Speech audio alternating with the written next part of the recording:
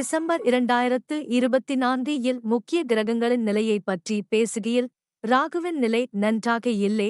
குரு 10ஆம் வீட்டில் அமைவார். 7ஆம் வீட்டுக்கு அதிபதியான சனி 7ஆம் வீட்டில் இருக்கிறார்.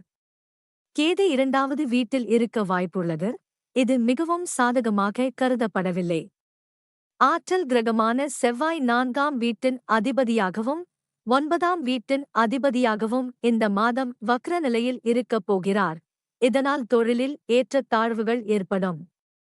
உங்கள் வாழ்க்கையிலிருந்து நீங்கள் வசதிகளையும் ஆடம்பரங்களையும் இழப்பீர்கள் மற்றும் குடும்பத்தில் நீண்டகால பிரச்சினைகளை எதிர்கொள்ள வேண்டியிருக்கும். இந்த மாதம் அதிர்ஷ்டத்தின் உதவியுடன் நீங்கள் சில வேலைகளைப் பெறுவீர்கள். இதனால் உங்கள் வாழ்க்கையில் எதிர்பார்த்த பலன்கள் கிடைக்காது.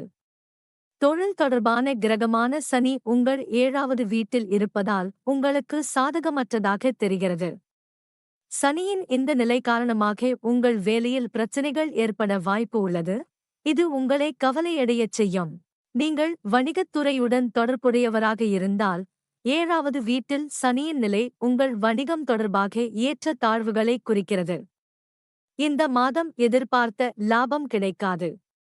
நன்மைகளைப் பெற நீங்கள் சிறிது நேரம் காத்திருக்க வேண்டியிருக்கும்.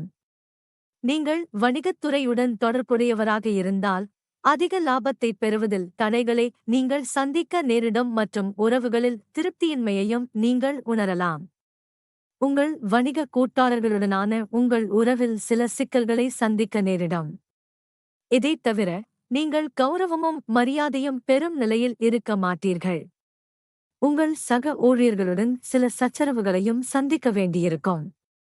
கேது 2வது வீட்டில் அமைந்திருப்பதால் நல்ல நிதி ஆதாயங்களுடன் வாழ்க்கையில் முன்னேறுவதில் தடைகளை எளிதில் எதிர்கொள்ளலாம். இது தவிர உங்கள் உறவில் வாக்குவாதங்கள் மற்றும் சச்சரவுகளையும் நீங்கள் சந்திக்க வேண்டியிருக்கும். பரிகாரம்: தினமும் ஆதித்ய ஹிருதய ஸ்தோத்திரத்தை ஜபிக்கவும்.